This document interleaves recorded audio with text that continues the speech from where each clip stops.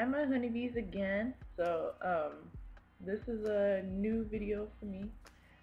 Gonna do a tutorial for Cammy's gloves. If you guys played Street Fighter as a kid, Cammy was my second favorite. Chun-Li was the first one. Cammy was my second favorite. So I decided to make a Cammy costume, and I finished the leotard. I finished the hat. But I want to make a tutorial on the gloves because there isn't there aren't any tutorials about the gloves anywhere. There's tutorials about different gloves like Sailor Moon ones and different just regular fingerless gloves and stuff like that, but there's none specifically for Cammy's gloves. So here I am to help you out with that. The pattern that I'm making is personalized to my arm because I have a real small wrist and my arm is a little different. So I had to personalize mine. So I'll show you the steps on what I took to make my pattern, and that's what's going on. So I'll get started. I'll stop talking, and we're gonna get started on this tutorial.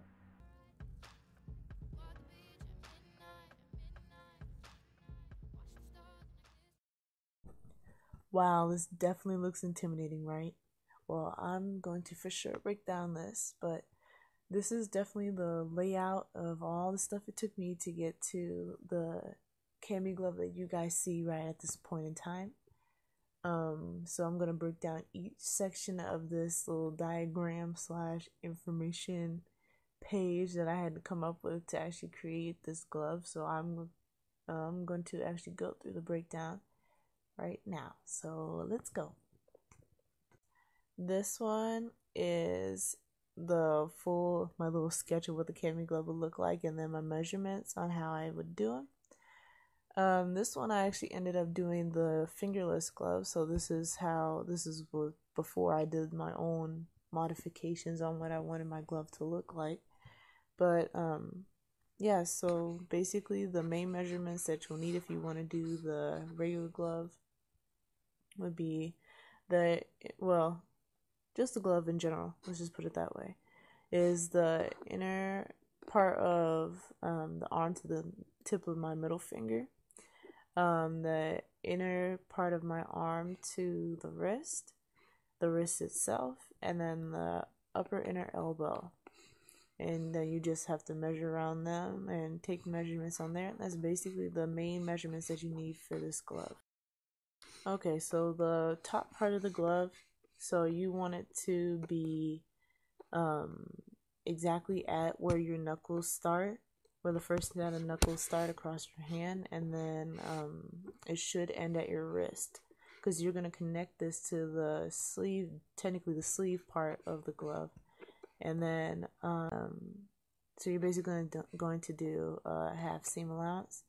And then if you're doing the glove with the fingers, you have to have either a 1/4 or 1/8 seam allowance in between each finger.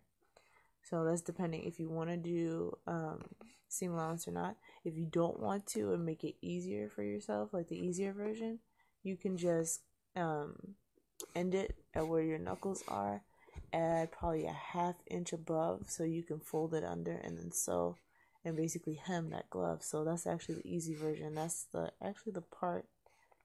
version that I did for my glove, just for personal reasons, because I wanted to have more movement of my hand.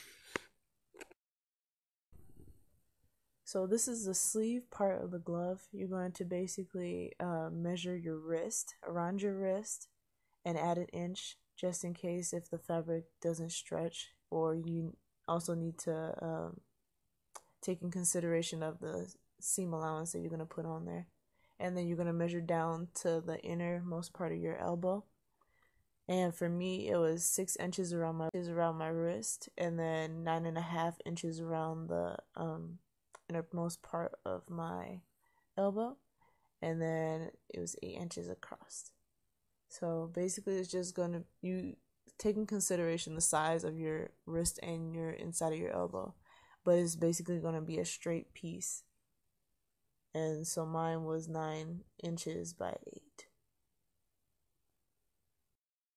Okay, so for the breakdown of the details on the hand, you will basically just measure across the top part where your knuckles are, measure across from there, and then you'll measure down to the point where your wrist would meet the first, like the little donut, the first little red donut, the small one.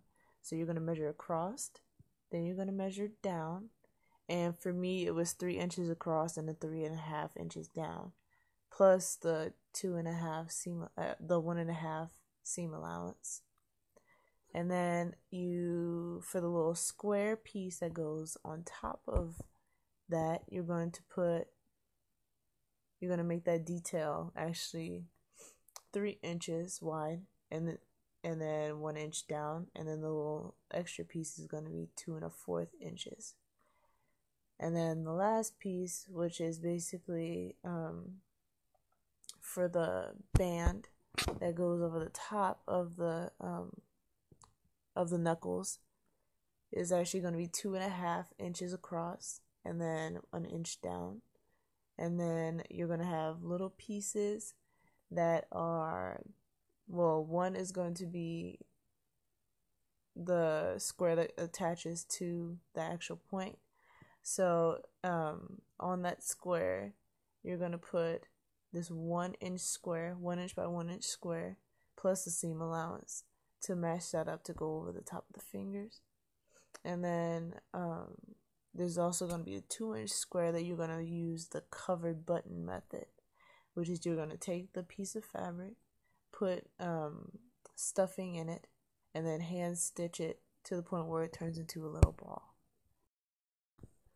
Alright, so this is the donut that's right next to that's on your wrist. So what I did was measure around my wrist, which came out to be, I believe I did 7.5 inches.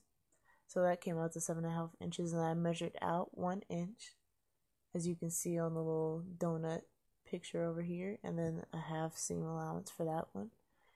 And then on the innermost part of the circle, where you see how the inner part of the donut, I have 7.5 inches, and then 1.5 inch in height.